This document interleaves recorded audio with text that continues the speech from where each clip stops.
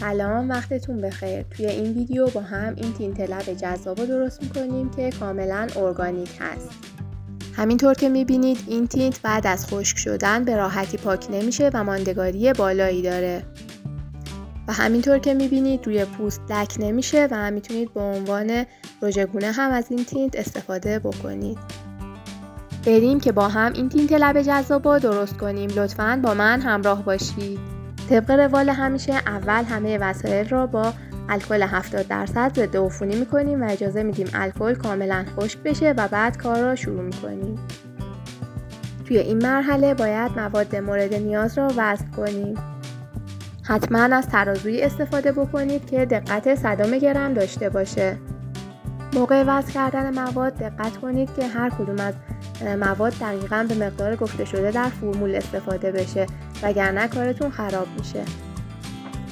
خب همینطور که میبینید ممکنه یه مقدار طول بکشه تا ترازو دقیقاً عدد مورد نظر شما رو نشون بده و باید با حوصله و دقت این کار رو انجام بدید. بعد از اینکه 20 گرم آب مقطر رو وزن کردیم و کنار گذاشتیم، ماده بعدی که باید وزن کنیم گوارگام هست که گوارگام را هم به مقدار گفته شده در فرمول وزن میکنیم و کنار میذاریم. برای تینت لب باید از رنگ خوراکی حلال در آب استفاده بکنید. من داخل ویدیو از رنگ مایع استفاده کردم چون این رنگ رو از قبل داشتم، ولی پیشنهاد من اینه که شما از رنگ پودری حلال در آب استفاده بکنید. بعد از اینکه همه چیز را کاملا آماده کردیم میریم برای ساخت تینت لب. اول آب مقطری که قبلا وزن کرده بودیم رو روی چایساز میذاریم و اجازه میدیم که یه مقدار گرم بشه. حدوداً 2 دقیقه کافیه که آب مقطر روی چایساز باشه. آب مقطر نباید به جوش بیاد و فقط باید یه مقدار گرم بشه. بعد از اینکه آب مقطر تا حدی گرم شد، بشر رو از روی چایساز برمیداریم و گوارگامی که از قبل وزن کرده بودیم رو به 5 یا 6 قسمت تقسیم میکنیم و هر قسمت رو به بشر اضافه میکنیم و با سیخ چوبی کاملا هم میزنیم تا گوارگام داخل آب مقطر حل بشه. وقتی که کاملا گوارگام حل شد، باز قسمت بعدی ها با آب مقطر اضافه میکنیم و کاملا هم میزنیم تا حل بشه.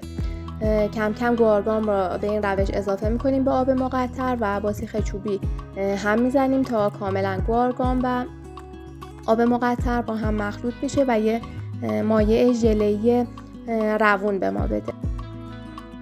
توی این مرحله باید رنگ حلال در آب را به بشر اضافه بکنید که همونطور که گفتم من توصیه میکنم از رنگ پودری حلال در آب استفاده بکنید و مقدارش هم کاملا سلیقه‌ای هست. هر چقدر رنگ بیشتری بزنید تینتتون پر رنگ تر میشه و کیفیت بالاتری هم خواهد داشت، یعنی ماندگاری بالاتری خواهد داشت. اگر مثل من از رنگ مایع استفاده کردید، حدوداً باید نصف یک قوطی رنگ را داخل بشر بریزید تا رنگی مثل رنگ تینتی که اول ویدیو بهتون نشون دادم داشته باشید. رنگ مایع بعدی که داره این هست که اگر زیاد بزنید ممکنه که باعث بشه کار شما یه مقدار رقیق بشه و غلظت مناسب نداشته باشه. البته که تینت محصولی هست که بر پایه آب هست و خیلی نباید غلیظ باشه و در واقع باید رقیق باشه. ولی خب اگر از رنگ‌های پودری استفاده کنید در این مورد هم نگرانی ندارید و میتونید رنگ هر چقدر که میخواید به محصولتون اضافه کنید و نگران رقیق شدن محصول نباشید. توی این مرحله یک قطره از اسانس مورد نظرتون را هم به بشر اضافه کنید و با سیخ چوبی کاملا مخلوط کنید. بهتر که از اسانس میوه ها مثل توت فرنگی استفاده بکنید.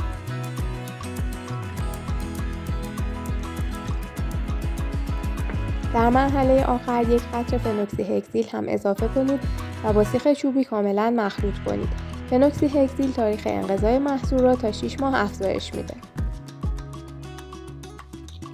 البته چون تینت بر پایه آب ساخته میشه، بهتره که دور از نور مستقیم خورشید و در جای خنک نگهداری بشه و زمانهایی که داخل منزل هستید بهتره که داخل یخچال نگهداری بکنید.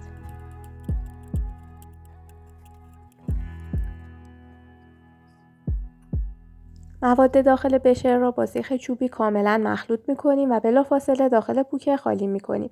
دقت کنید که حتما نیم سانت الی 1 سانت از سر پوکه رو خالی بذارید، وگرنه وقتی که در پوکه رو می‌بندید مواد سرریز می‌کنه. ممنون میشم نظراتتون رو برام کامنت کنید. تا ویدیوی بعدی، خدا نگهدارتون.